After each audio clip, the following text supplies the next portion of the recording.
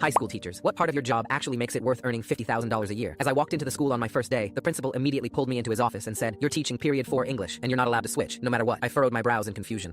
Okay, thanks I guess. Ha ha ha. The principal interrupted me by laughing. "Don't thank me yet, pal. You're getting the lowest performing class in the entire New York City district. 3 teachers have quit because of them in the last year." I just nodded and walked into that classroom with high hopes. But as I looked around, my eyes widened. 2 kids were vaping, and it wasn't even the flavors that smelled good. There were 3 kids playing Not Like Us by Kendrick Lamar on their Androids, and even singing the hard R. I could barely hear myself think. "Hello!" I yelled, trying to assert my dominance. The class didn't laugh at me. They didn't even look in my direction. It's like I wasn't even there, and I was trying every trick in the book. I announced, "I'm going to call every one of your parents if you don't sit still and pay attention." One of them just pointed and laughed. "Nice try, old head, but our parents are all either dead or out doing drugs. They DGF about us." I felt my heart hurt when he said that. The other teachers didn't help. One guy in the staff room clapped my back and said, "Those kids are a lost cause. You should just quit and find another job." And every time I'd hear stuff like that, I was too scared to tell them what I thought. That I thought every kid deserved a chance. In the second week, I tried a different approach. I came in with a fat bag of candy. I held it in my hands, and that time when I walked in, for the first time ever, the students actually acknowledged my presence. "Okay, listen up," I said, in a tone that showed I wasn't playing games anymore. "Every time one of you answers a question or participates, I'll toss you a piece of candy." For 5 sweet seconds, the room went silent. For 5 seconds, I actually thought it was working. I'd gotten through to them. They weren't going to end up as a statistic. But as soon as the 5 seconds ended, so did my happiness, because that's when Terrence stood up. Bruh, you're not fooling anyone." Before I could react, he ran towards me and grabbed the candy. His face was so close to mine that he was spitting in my face. "You should just give up on us. We were already disappointed by one adult in our lives. We don't need a second like you coming around to disappoint us too." I gulped down hard, desperately trying not to look scared. He grabbed the candy and went back to his desk, and the room exploded into noise like always. I was back to square one, but I still wasn't giving up. I couldn't, not yet. When I got home that night, I spent hours doom scrolling through TikTok for the answer. And after 3 hours, I finally found it. It was perfect. I woke up early the next morning to buy what I wanted to bring to the school. It was heavy, and I was scared to lift it into my car. But as I pulled up into school with it, I felt a chaotic excitement fill my veins. I set it up in the classroom before the students all came in. And that's how, at 8 a.m. on a Monday morning, my students all walked into the classroom to see me sitting behind a tray of 70 mini chocolate milk cartons. When they sat down, they were begging me to explain what was going on. So I did. "For every minute you stay quiet and let me teach, I drink one. If you talk even once in a minute, I don't drink one. If you stay quiet long enough, I'll probably vomit." They thought it was hilarious. For one glorious day, they actually stayed quiet just to watch me chug chocolate milk like my life depended on it. I drank 14 cartons. I felt sick, but they listened. Then the next morning, everything went right back to chaos. By that point, I was just sick of everything. I sat on the edge of my desk and asked them a question no teacher had ever asked them before. "What do you actually want to learn in school?" The room went dead silent from shock. They had never been asked that before. So I asked again. "Seriously, what do you want? From school? From life? From anything? What do you actually want?" Then Terrence, the kid who'd stolen the candy from me, spoke. Nobody ever asked us that before. Suddenly, tears were streaming down his face. "Teachers just tell us we're stupid and give up. Nobody asks what we want." Another student started talking about how she wanted to be a nurse, but everyone told her she wasn't smart enough. Another kid named Jerome said he wanted to go to college, but didn't know how applications worked. One by one, they started sharing dreams they'd never told anyone. When it was finally time to go home, I felt accomplished. And the next morning, I walked into that classroom with my lesson plan ready and my heart full of hope. But when I opened the door, the room was empty. Every single desk was cleared out. The secretary looked at me with pity in her eyes and said, "Didn't anyone tell you? The district restructured over the weekend. Those students got redistributed to different schools across the borough. I hope they're doing okay."